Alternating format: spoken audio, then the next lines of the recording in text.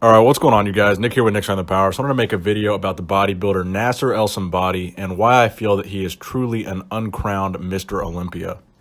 So I just want to preface this video by saying that Nasser has passed away in 2013 at the age of 47, so he's no longer with us, but his primary competitive career was in the 1990s. So during the 1990s, Nasser was a certified mass monster, weighing on stage between 270 pounds and 290 pounds, or between 120 and 130 kilograms. And in the offseason, he was said to get as heavy as 330 pounds, or 150 kilograms. So that is a massive bodybuilder, even by today's standards. Big Ramy being one of the biggest guys in bodybuilding history, weighing up to 350 pounds in the offseason. Nasser was doing that 20 years ago. So I think that really speaks to how insane of a physique Nasser el Sonbaty really had, especially for the 1990s and the era that he was competing. And keep in mind, this was during the era of Dorian Yates and primarily before the era of Ronnie Coleman. So no one had really seen a physique like this aside from the physique that Dorian Yates brought. And even then, Nasser was much bigger than Dorian Yates at a height of 5'11", and the weight that he came in, he was still, significantly bigger than Dorian. And many people would argue that Dorian was the one that really ushered in the era of the mass monster, Dorian being the first guy to really bring that freaky, granite hard physique with that crazy amount of muscular development. And Nasser still, in a lot of people's opinions, was more impressive and bigger than Dorian. So honestly, I think Nasser was on the fast track to winning the Mr. Olympia during the mid to late 90s. So in 95 and 96, he placed third both of those years at the Mr. Olympia. Obviously, both of those years were years that Dorian Yates won the Olympia. And then in 1997 is arguably his most noteworthy Olympia appearance, where a lot of people felt, including myself, that he looked significantly better than Dorian Yates in pretty much every shot. I don't think there's a whole lot of bodybuilding fans out there that would argue that Nasser probably deserved to win that 1997 Mr. Olympia. And in the history of Mr. Olympias, aside from the 1980 Olympia, 1997 will probably go down in history as one of the most controversial of all time. Just looking at any given picture, definitely the front double bicep pose was a dead giveaway for where Nasser was certainly exceeding what Dorian Yates brought to the stage. But the thing that really set Nasser apart was not only was he a certified mass monster with his overall height, weight, and muscular development on stage, he also had a very small waist. His abs were always very well developed, crazy shoulders, and he was very proportionate as well. Now, Nasser had a 16-year professional career, placing third in 33 pro shows and winning 6 pro shows, including the 1999 Arnold Classic, one of the most prestigious titles in bodybuilding. So we're talking about a guy that was a top 3 finisher at the Olympia 3 years in a row, one of the years being a second place finish, and then shortly after that winning the second biggest show in bodybuilding. So if those facts alone don't make him an uncrowned Mr. Olympia, I don't know what does. So let's jump back to the 1997 Mr. Olympia for a second, because I feel like this is the particular Olympia that made him the uncrowned Mr. Olympia of the 90s.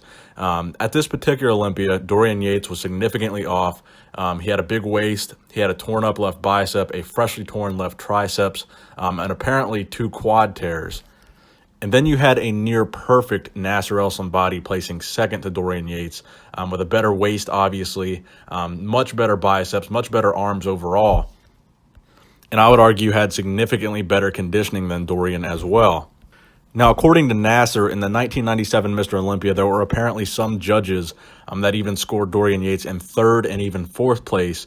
There were 13 official judges, but only 7 scores were used. And those judges that judged him very lowly, their scores were actually thrown out, and then they were removed from the judging panel.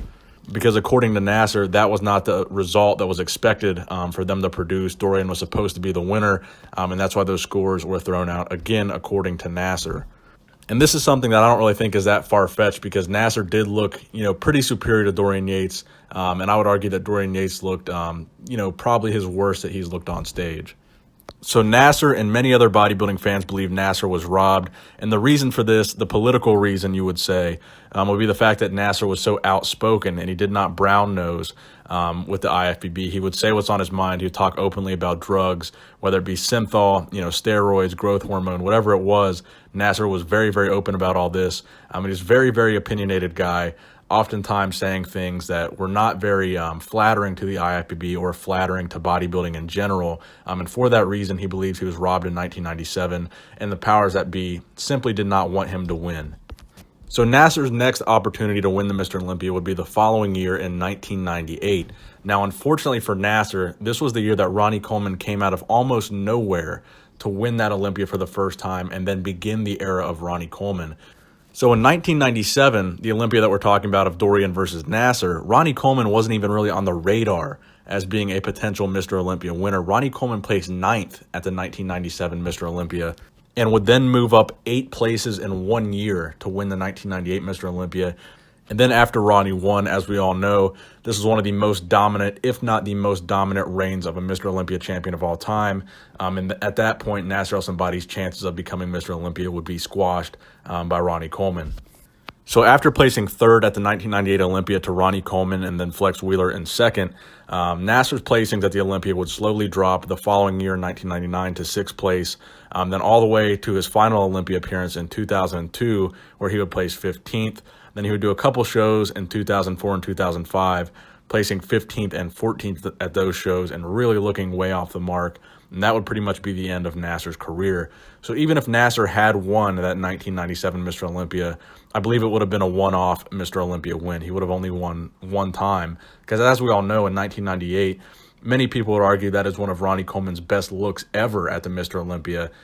So I think no matter what, Nasser was not destined to win that 1998 Mr. Olympia. And from that point forward, you know, the reign of Ronnie Coleman, you can't really argue with that. But I strongly feel that 1997 was Nasser's year. He should have won that Mr. Olympia. And I'm curious to know what you guys think. So let me know in the comment section below who you think should have won the 1997 Mr. Olympia. Please give the video a thumbs up if you enjoyed it. Nick Strength and Power, signing out.